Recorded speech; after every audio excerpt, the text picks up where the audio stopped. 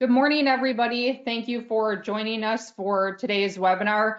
We're going to be talking about Medicaid crisis planning with IRA or qualified retirement accounts. My name is Amber Hines, and I'm the owner of Ashbur. And I'm very excited about attorney Mark Munson being with us today as a guest presenter.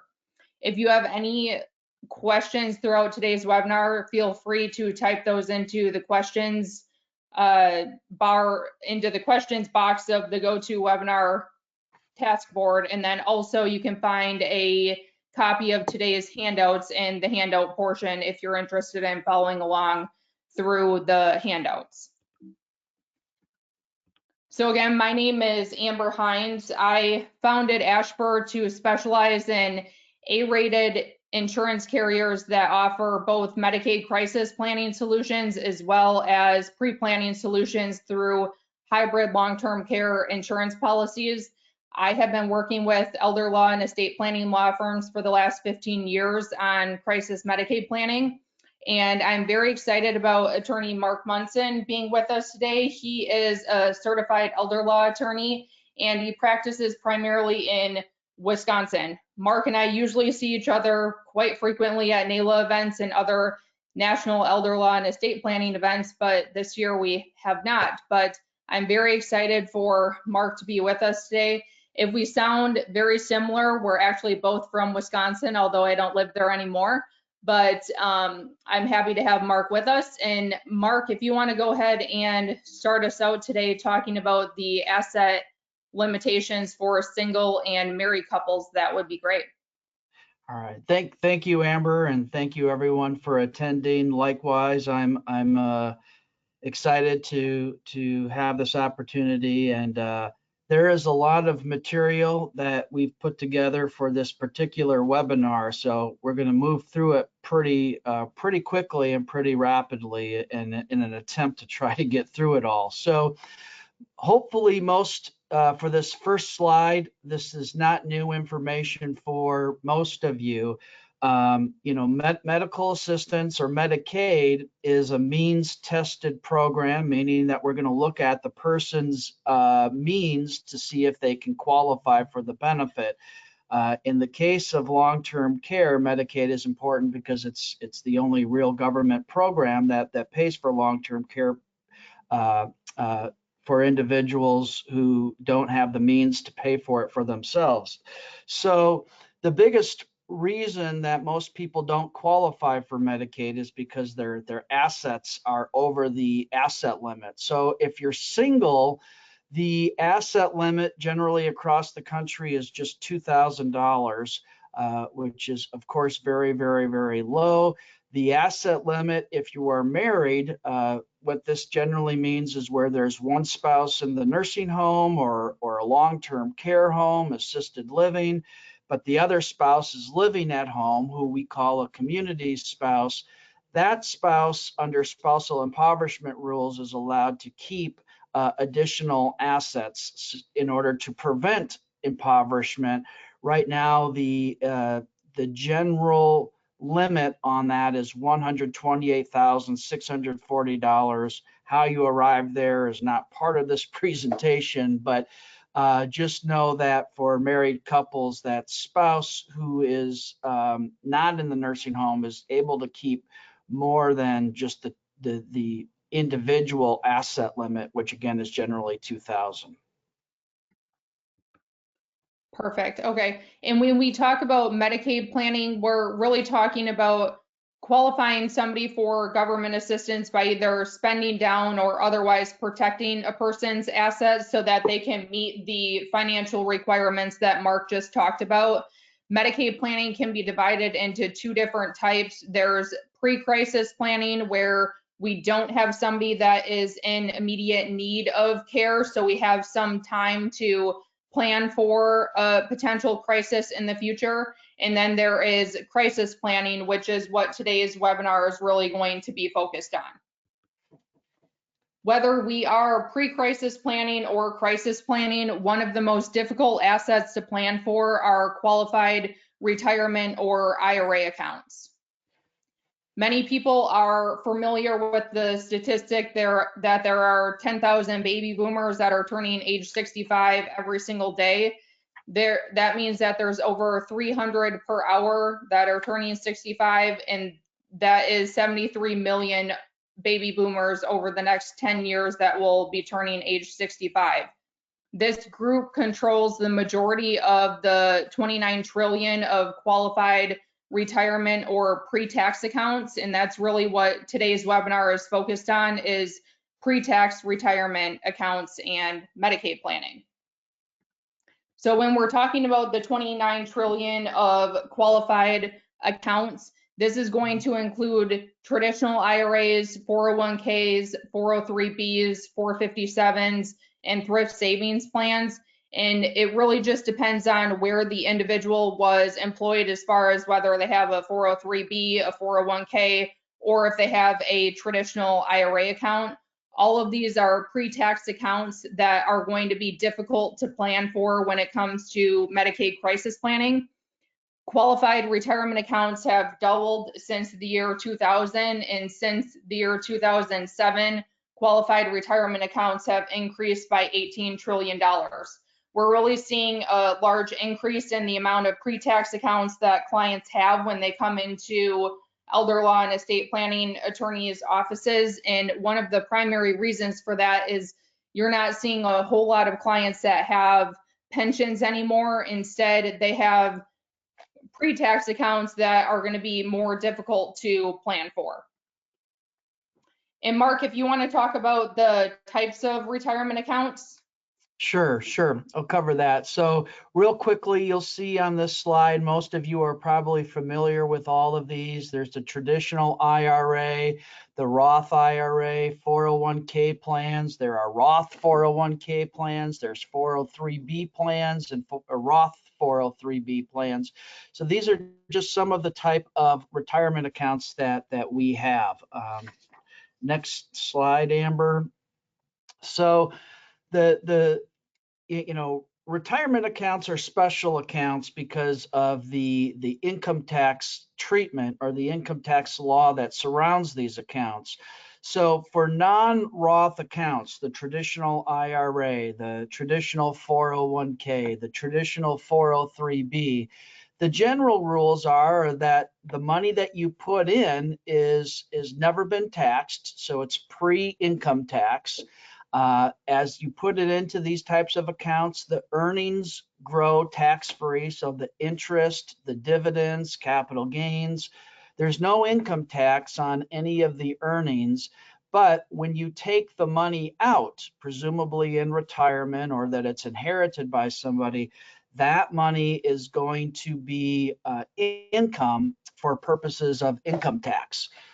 Roth accounts, again, they have their own special rules. The difference being the money that goes in is post-income tax. You've already recognized it as income tax is paid on it, and then money goes into the Roth account. Similar to traditional retirement accounts, there's no tax on the earnings, but as long as certain rules are followed, when money comes out of the Roth IRA or Roth 401k, whatever it is not income at all upon receipt. So those are a couple of the differences between non-Roth accounts and Roth accounts for purposes of retirement accounts. Perfect. And then if we talk about the different types of assets that can be invested within retirement accounts, it's really any type of asset that a client would have. When it comes to a client can have a bank account or credit union accounts. This can also include certificates of deposits or CDs that are invested in a retirement account. They can have a investment or brokerage account that is invested within a retirement account. Also, there can be a retirement annuity or an IRA annuity, and that's what today's presentation is really focused on. And then there are also self-directed accounts, and this is really for alternative investments, usually real estate. When we talk about Medicaid planning and retirement accounts, every state is going to be different as far as how they treat retirement accounts for Medicaid crisis planning. States are going to take one of the three following positions. They can either completely exempt the IRA account and consider the account to be non-countable. Right now, there's only 2 states that do this, where the retirement account does not need to be in payout status in order for the retirement account to be completely non-countable. So in other words, the client could have $1 million IRA account or retirement account and no cash assets and still qualify for government assistance or for Medicaid because they completely exempt the retirement account. But again, this only occurs in 2 states currently.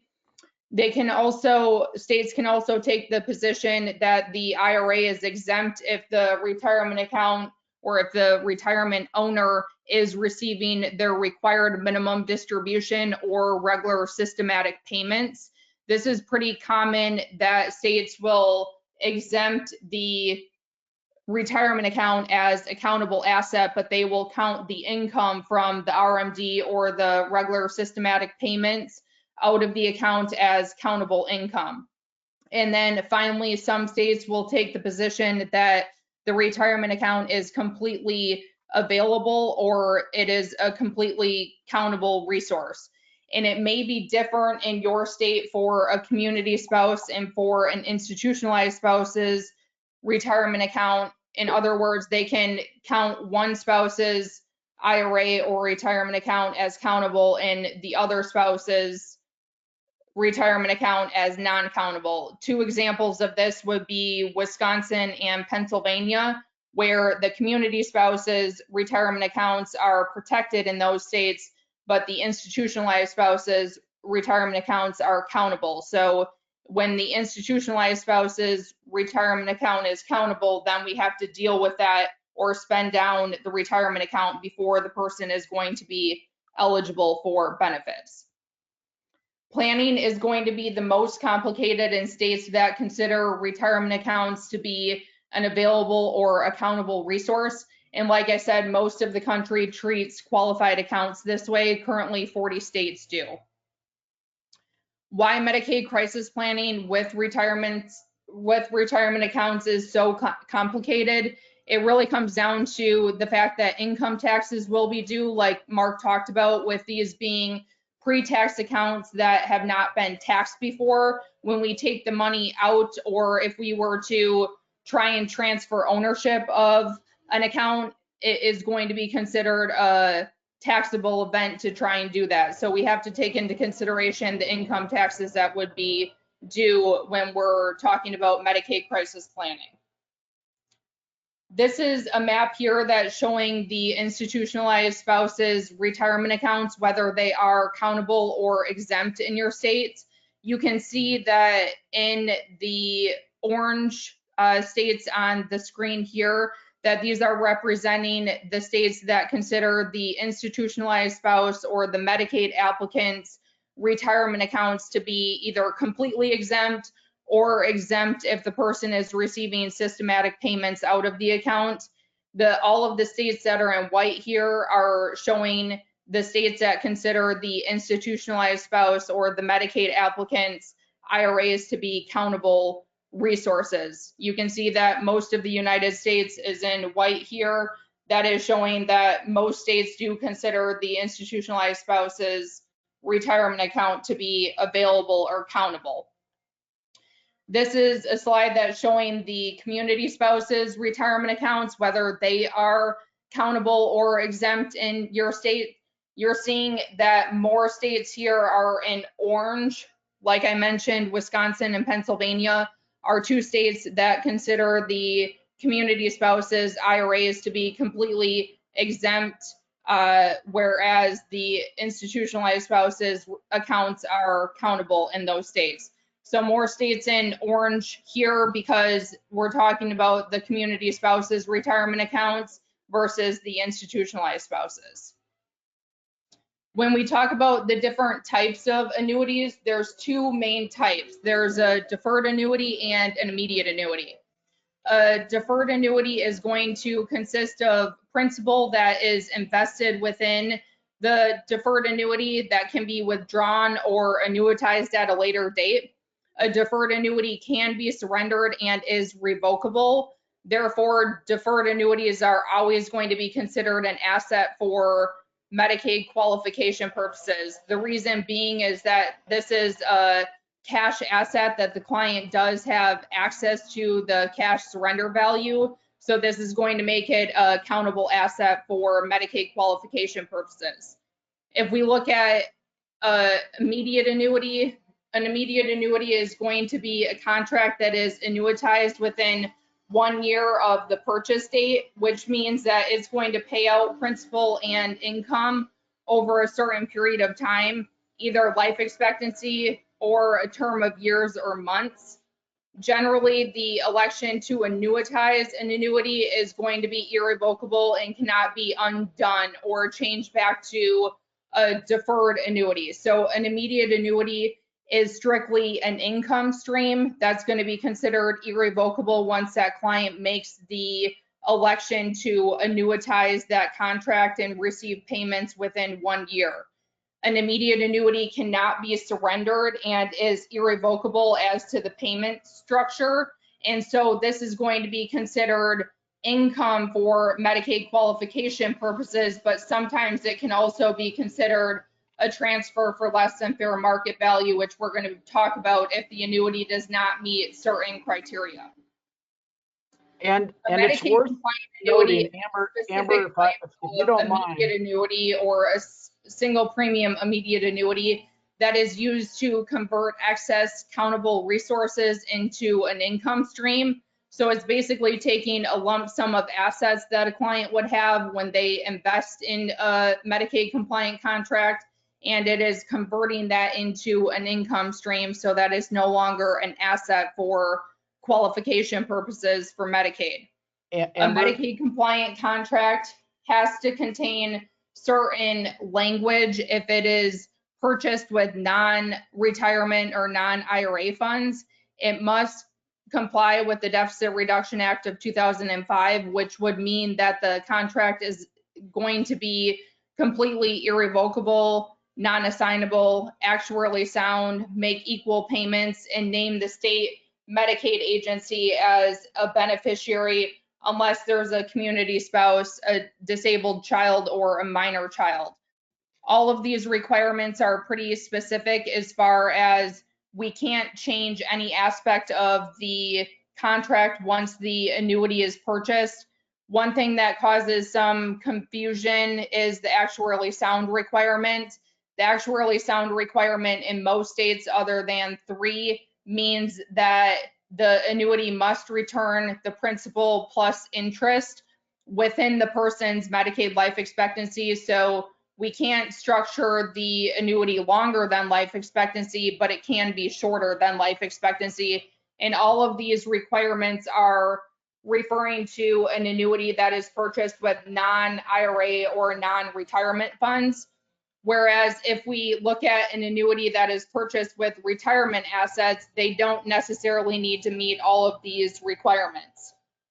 Amber? And Mark, I'll let you cover this slide here, talking about the differences in retirement versus non-retirement annuities.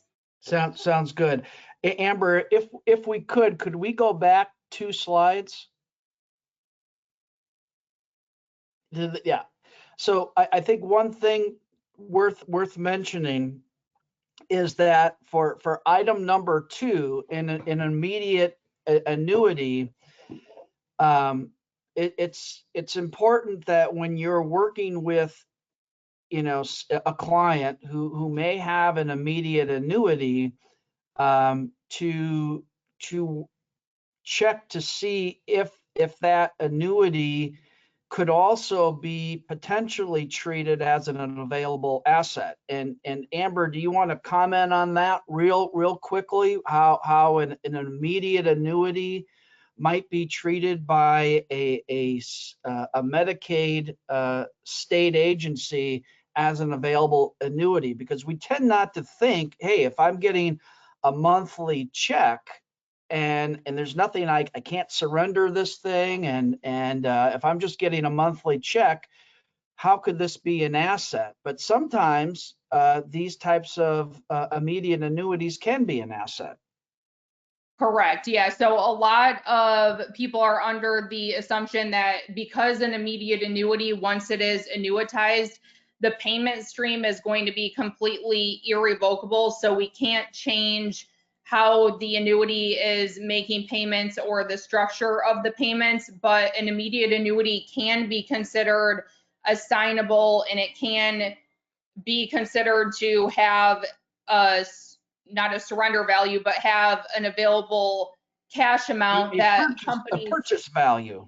yeah, companies like JG Wentworth and Peachtree that purchase structured settlements and immediate annuities on the secondary market can assign a value to an immediate annuity that is irrevocable as to the payment structure, but is not irrevocable in the sense that it is assignable, and also the fact that we can change the beneficiary and change the parties on a contract. So like Mark said, it is important that if you have clients that have immediate annuities that were done prior to them coming into your office, that you're reviewing those, because it can still be problematic from a Medicaid standpoint.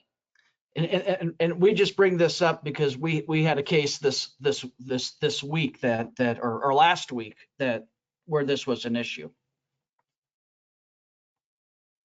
Okay, so now go ahead, Amber, and forward on. So the real gist of this presentation is to highlight that the fact that there is a difference in federal Medicaid law between a Medicaid compliant annuity that's purchased with non-IRA or non-retirement money, non-qualified money, and an IRA that is purchased inside, or an annuity that is purchased inside of an IRA. So the code section here is 42 USC 1396 PC1. And you'll see that we've highlighted some of these provisions here, and all annuities, all annuities for Medicaid compliant purposes, all annuities have to name the state, whatever state you're in, as the beneficiary. That doesn't matter whether the annuity is purchased with non-IRA funds or is purchased with IRA funds. That's universal. You're always going to have to name the state as the beneficiary. If there's a surviving spouse, disabled child, minor child, okay, they can be named ahead of the state, but you're always going to be having to name the state. If you're applying for Medicaid and you're using an annuity, you're going to have to name the state. If, like Amber mentioned, the money that is being used to purchase this annuity is non-retirement money, non-qualified money, non-IRA money, then it has to meet all those characteristics that we just talked about. It has to be irrevocable and non-assignable. It has to be actuarially sound, and it has to provide equal payments with no balloon. And the reason for the irrevocable and non-assignable is to get away from it being treated as an available asset and not subject to being purchased on the secondary market.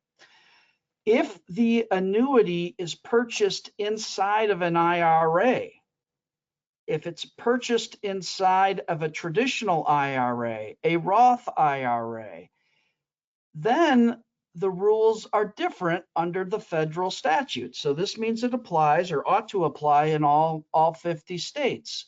And you're going to want to make sure, I think, that the annuity that you purchase is irrevocable and non-assignable, so that it can't be treated as an available asset. But there is no requirement, if the annuity is purchased inside of an IRA, or a Roth IRA for that matter, that it be actuarially sound. So you could have an annuity that stretches out beyond life expectancy. Also, there's no requirement that you have to have equal payments. You can have unequal payments or unequal payments. You could have a balloon. There is, for IRA annuities purchased with IRA funds, you don't have to follow the actuarially sound and even payments, equal payments, and the deferral or balloon rules. So this gives you some flexibility with respect to annuities purchased within IRAs. Next slide, Amber. So this just kind of summarizes what I just said. If the MCA, that stands for Medicaid compliant annuity, if the Medicaid compliant annuity is purchased with assets or money within a retirement account, like an IRA, so then we call this an IRA MCA. It's a IRA, we're doing a Medicaid compliant annuity inside the IRA. We always have to name the state as the beneficiary, I guess, again, unless you have there's a spouse, a disabled child, or a blind child. But as I just mentioned, the law, at least the federal law, does not require that this IRA be actuarially sound, and it does not have to make equal payments, and it can include a balloon payment. So this is just a little cheat sheet, this next slide, of comparing the requirements for a non-IRA MCA versus an IRA MCA, and the things to be on the lookout for, and to make sure that if you're going to do a Medicaid compliant annuity, let's make sure that you follow these highlighted characteristics, I guess, or requirements, because if you do, then your annuity should be not deemed to be an available asset and income only.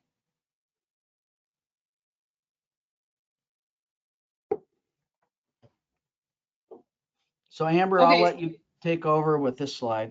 Yeah, so when we talk about the different types of assets that can be used to purchase a Medicaid compliant contract, we're talking about both pre-tax and post-tax accounts. We can have clients that have money in checking, savings, CDs, stocks, bonds, brokerage accounts, whole life insurance, non-qualified annuities, and IRAs and retirement accounts that can be used to purchase a Medicaid compliant contract.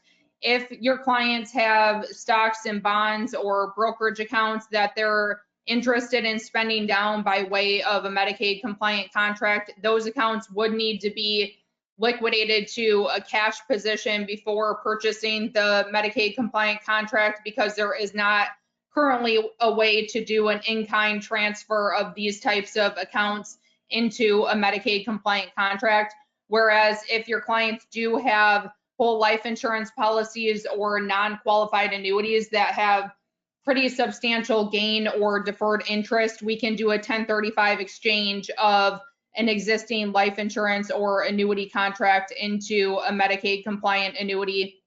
And then finally, if your clients have IRAs or retirement accounts that we're looking to invest in a Medicaid compliant contract, we can use either a 60-day rollover or a trustee to trustee transfer to get those accounts invested into an IRA Medicaid compliant annuity, which we're going to be talking more about in these case studies that we're going to be doing next.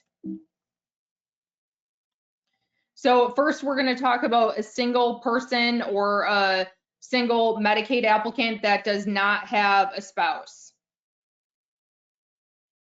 If we look at the Medicaid planning opportunities when we have an applicant that owns retirement accounts that are treated as accountable resource, we're going to be somewhat limited as far as the planning techniques that we can employ in order to get this person eligible for Medicaid and do that in a tax efficient way.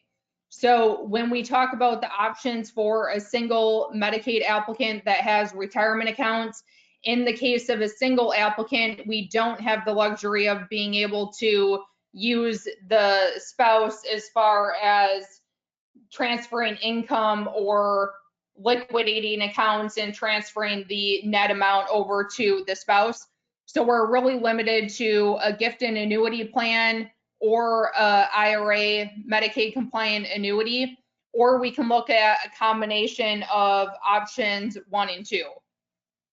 When we talk about a gift and annuity plan, we're generally talking about getting a client to make a gift or an immediate wealth transfer to their intended beneficiaries and allowing them to qualify for Medicaid after an ineligibility or a penalty period that would be associated to making a gift. So most people are familiar, if you're in any state other than California, that there's currently a 60-month look back period for qualifying for Medicaid when somebody has made previous gifts or transfers. So when we are doing a gift and annuity plan, we are structuring a plan so that we know that the person is going to be ineligible for a period of time, and we're creating an income stream so that they would qualify for Medicaid after a certain period of time and have income during that penalty period to be able to pay for their nursing home care.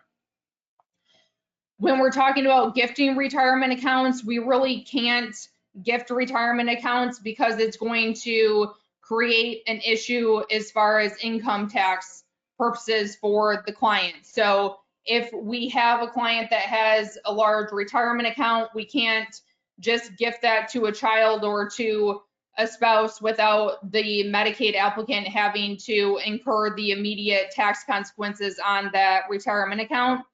And when we're considering a gifting and annuity plan, if the client does not live through the penalty period associated to making the gifts, then we really haven't gained any economic benefit from Medicaid, because Medicaid isn't going to start paying until after that penalty period is over. And we have put that client through the taxation system of taxing the retirement account when maybe that wasn't the best option for them. So we always want to be considerate of the individual's life expectancy and whether we actually anticipate that person to live through the ineligibility period that would be created from gifting assets. We're going to look at a case study of Jane Doe first. And Jane Doe, in this case, is an 86-year-old female who was born on January 2nd of 1932. She was recently admitted to a nursing home at a rate of $265 per day, which is around $8,060 per month. Her daughter, Jan Apple, has a broad and comprehensive durable power of attorney to act on Jane's behalf. Jane has $102,000 in her bank account after spending down on prepaid funeral and other expenses, and has $200,000 remaining in her IRA. Jan anticipates that Jane could be in the nursing home for some time, and Jane's monthly income from Social Security and a small pension is $2,000 per month. And I'm going to let you, Mark, go through the solution that we could consider for Jane. Okay, all right, thanks, Amber. So if you look at the facts here, Jane's in the nursing home and she's got about a $6,000 monthly shortfall. Her cost of care is right around 8. Her monthly income is 2. So this is going to cost her about $6,000 of assets per month.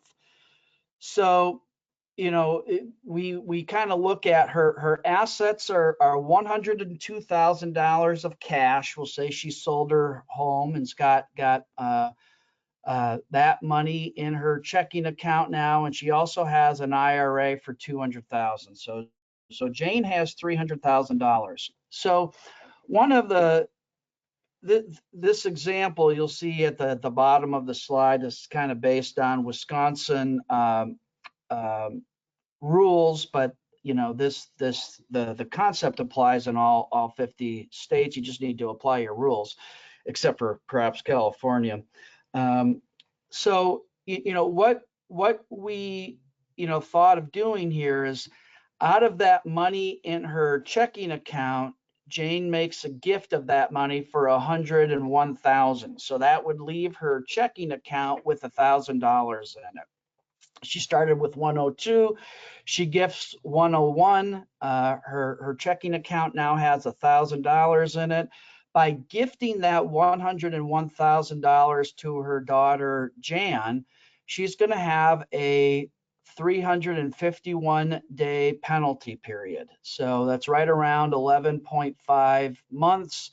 So if you round up, you could say, okay, we need to privately pay for Jane's care for a period of 12 months. So if she needs $6,000 a month and it's 12 months, we're going to need $72,000. So what does Jane have left after she makes this gift of $100,000 from her checking account? Well, she's got $1,000 left in her checking account, and she still has this $200,000 IRA. So with the $200,000 in her IRA, she purchases an IRA MCA, and that pays her $5,400 per month. Now, why is that short? That's just because I'm a conservative practitioner, and I want to make sure that Jane's income of $2,000 plus the $5,400 will always be less than the cost of care, even in February, which is always a short month. So we structure this annuity, this IRA Medicaid compliant annuity, to pay Jane $5,400 a month for 12 months. And then there's going to be a balloon payment of $135,200 1 year from now. And so fortunately, with a $200,000 IRA with $5,400 coming out every month, Jane's required minimum distribution will be satisfied in this example.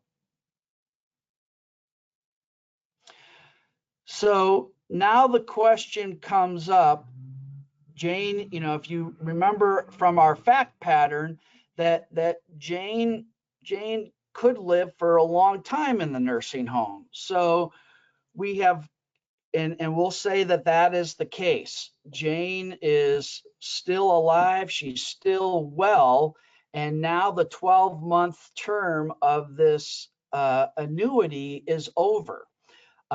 Also over would be the penalty period of 11.5 months. So that 101,000 that was gifted to Jane, that penalty period has been served. It's now over with. But now, because of the balloon payment within Jane's IRA, she's now over assets again. She's at $135,200.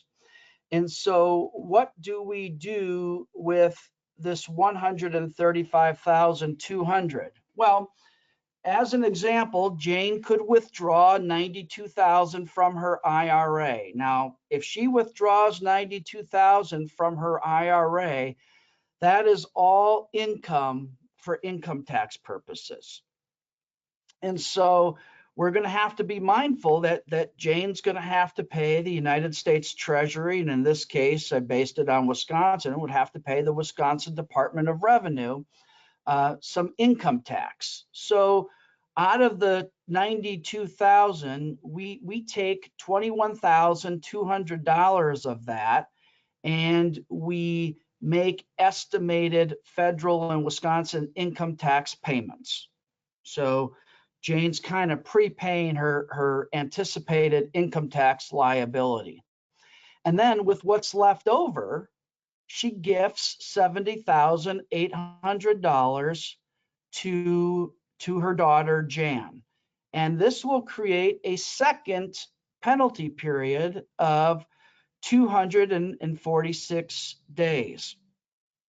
And so, which is right around 8.1 months. So if we do the math, Jane should have $43,200 remaining in her IRA.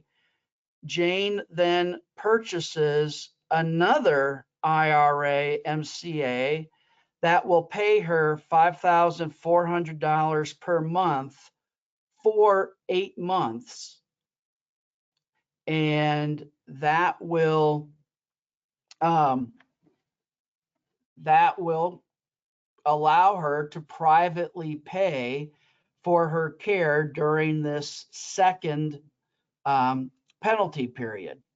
And so if Jane is still alive after the second annuity, IRA, Medicaid compliant annuity is over, she should then be qualified for Medicaid at that time because her IRA would be completely exhausted. It would be down to zero, and her only asset would be her checking account at that time.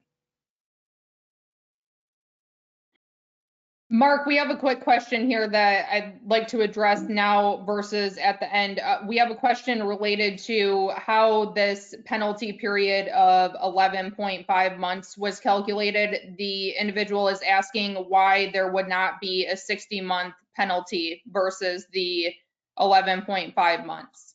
Oh, sure. So this is a common point of confusion in the world of Medicaid. 60 months is the look back period. It's the period of time that if you apply for Medicaid, they ask, have you made any gifts in the last 5 years? Now, in our example for Jane, we'll say that Jane was very, very good and did not make any gifts. So she kept all her money. So we applied for Medicaid, and on the Medicaid application, they ask, Jane, have you made any gifts in the last 5 years? Yes or no? And that's all it is. It's a yes or no question. So Jane answers yes. The only gift that she made in the last 5 years when you did the Medicaid application was $101,000. That's the gift to her daughter, Jan. So in order to calculate a penalty period, if there's a gift inside the look back period, the look back period is always 60 months or 5 years. That doesn't change. The penalty period could be, well, how the penalty period is a calculation, and it's calculated by taking the value of a gift within a 5-year look back period. So in this case, it's 101,000, and dividing it by your state's Medicaid divisor. Every single state is required to find out what the average private pay nursing home value is in that state. Whether it's monthly or daily, they have to calculate this Medicaid divisor. That's a public figure, and you use that number to divide against the gift. So 101,000 is divided by the Wisconsin, in this case, this is a Wisconsin example. So I divided it by the Wisconsin Medicaid penalty period divisor, and that's what got me the 11.5 months. So the look back period is always 60 months. That's never going to change. That's fixed. But the penalty period can change, and it changes based on the value of the gift or gifts inside the 5-year look back, and you divide that value of gifts by your state's applicable Medicaid divisor.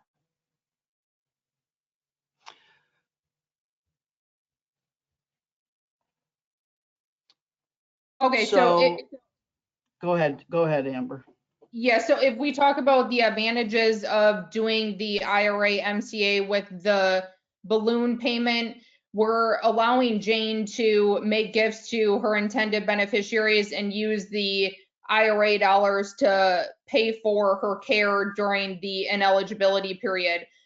Also, if we're talking about the requirement of the state being named as a primary beneficiary of the IRA MCA, the that really is not going to come into play. Even if Jane were to predecease the term of the IRA MCA, the state would not have a right to recover in this case because she was using the IRA MCA with the balloon payment to privately pay for her care during that ineligibility period. So anything that would be remaining in the annuity after Jane passes away, if she were to pass away during the term of the annuity, would go to her intended beneficiaries as an inherited IRA. So we have a question here about what's the advantage of doing two different annuities versus just paying the taxes up front and doing one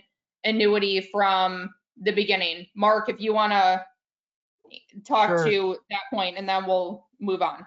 Yep. And the only reason, and is to not have to pay all the taxes up front. So you can defer the income taxes. In this case, it's very close to 2 years. 12 months and 8 months is 20 months, and so you could try to get less tax in 1 year.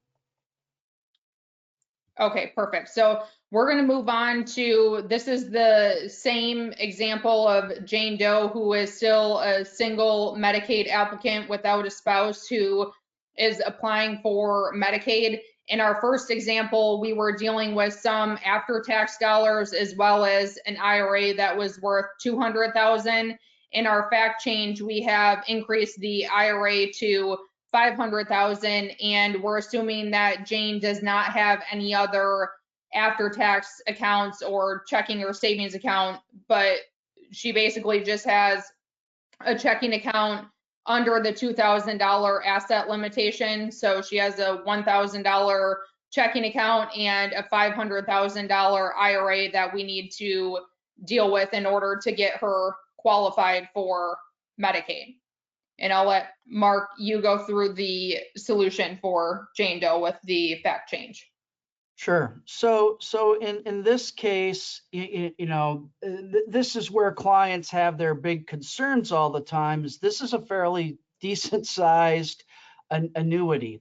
I mean, it's fairly decent sized IRA, and you'd say, do we cash it all out and get $500,000 cash, but maybe we're going to have to pay 150,000 or so in income tax. That's a big number, and so instead of having to liquidate this IRA, and again, we always want to be mindful of somebody's life expectancy.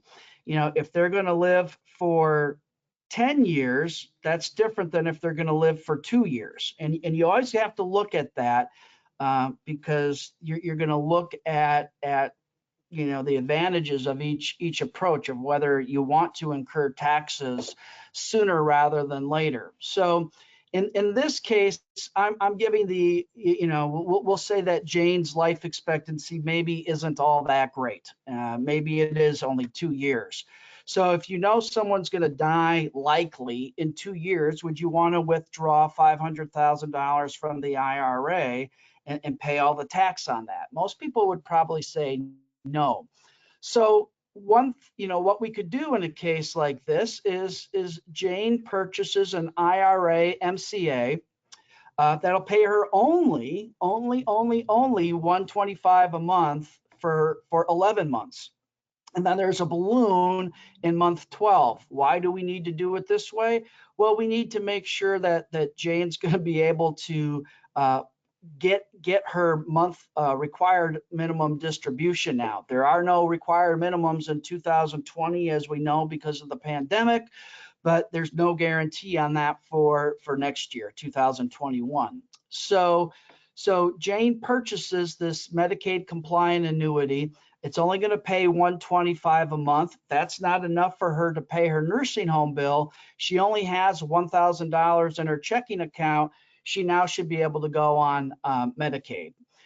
So she gets on Medicaid right away. This annuity pays out only that $125 per month. That's going to have to go to the nursing home, and then if Jane is still living, when this annuity, 11-month annuity comes due, we're going to have to take out Jane's 2021 RMD, assuming that there is one. There is that. Maybe that'll be put on hold again because of the pandemic. We don't know. And if she takes it out, we're going to have to deal with that. We're going to have to figure that out. And we put down maybe that could be a gift and an annuity plan with that, or it could be a transfer to a D4C type of trust if that's permitted in your state. In Wisconsin, it's permitted as an example. So upon Jane's passing, the IRA, MCA, we're going to have to pay the state.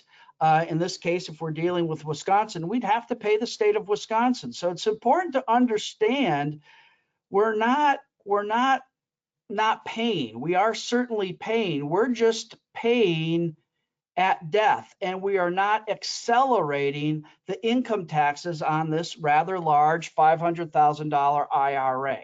Next slide. So why did we do it this way? Well, we obtained immediate Medicaid for Jane. Yes, we're going to have to pay back, but in most states, the reimbursement, what you will pay back to the state, is less than what you would pay if you were privately paying. So that's a savings right there. That is a savings. Instead of privately paying, you're paying the Medicaid rate. So you're paying the state back. And when you pay the state back, you don't pay any interest. You just pay what they say that they paid on your behalf. Plus, where's this payback coming from? It's coming from an IRA. So you are using pre-tax dollars to do the payback. And when it's paid back to the state of Wisconsin in this example, you just give it to the state of Wisconsin with no withholdings, no federal income tax withholdings, no Wisconsin income tax withholdings. And if it's income to the state of Wisconsin, they can pay the income tax on it. I doubt that there is. I haven't even looked, but just do the payback with no withholdings. So that's a couple of advantages to think about with in a case like this. You're not getting out of paying. You're still going to have to pay for Jane because she has such a large IRA, but you're going to pay at the lesser rate, which is the Medicaid rate rather than the nursing home's actual private pay rate. And you're going to be able to pay the state of Wisconsin, in this example, with pre-tax dollars, and don't do any withholdings when you send them the check. Okay, moving on, because we are running out of time. This is a married couple. Amber and I created this example for a couple in Missouri, which is where both the institutionalized spouse and the community spouse's retirement accounts are both treated as available assets. So you want to run through this quick, Amber, at least the fact side of it? Sure. So we have John and Jane Doe who are married. John is 84 years of age. Jane is 83. John is now in a nursing home that's costing $9,000 per month. Jane feels that he could live for 3 to 5 years, and Jane is in excellent health for her age. They each have monthly income of $1,500 per month from Social Security, and John and Jane own their own home. They have $400,000 in non-retirement assets. John has a $500,000 IRA. Jane has a $400,000 IRA, and Jane would like to protect as much as possible and minimize income taxes as much as possible. Okay, so what do we do? Common thing, we'd want to move the home into Jane's name alone so she could plan for that. With the non-retirement assets, we do standard Medicaid planning for that, and we determine what assets out of the $400,000 that Jane wants to keep as part of her community spouse resource allowance, with the excess amount, which is $271,360. She spends down $21,360. So the excess amount, Jane purchases a non-IRA Medicaid compliant annuity. So irrevocable, actuarially sound, no balloon payments, equal payments, and within the life expectancy. And we'll name Jane as the well, we could name John as the beneficiary if he survives. Otherwise, we name the state. So with John's IRA, which we'll say Jane is able to access and plan with through a financial power of attorney, she purchases an IRA MCA that only pays him $125 a month. The balloon payment is what it is in month 12. Jane purchases an IRA MCA for her IRA on whatever payment terms she desires. We just need to make sure it follows the IRA MCA rules. Next slide. So if we do all this, and it's very easy to talk about, that would actually be a lot of work to get it done, but it's doable. John would be able to go on Medicaid. And if John goes on Medicaid, after 12 months, you know, his IRA MCA will come due, it'll balloon, and we're going to have to figure out and make sure that we take out John's RMD. If John gets his RMD, we would recommend getting that into Jane's name and Jane's name alone. There should be no penalty for transfers between spouses. And then if John's still living, we purchase another one of those IRA MCAs that will only pay $125 a month. We keep doing this with John's IRA MCA for as long as John hangs with us. And so in our example, we say that we have to do this for 4 years, and then John passes away. When John passes away and Jane survives him, well, John was on Medicaid. Is Medicaid going to have to be the beneficiary of that annuity? Well, no, because there's a surviving spouse, that being Jane. Jane is going to be able to inherit that annuity from John, roll that over, and add it to her IRA.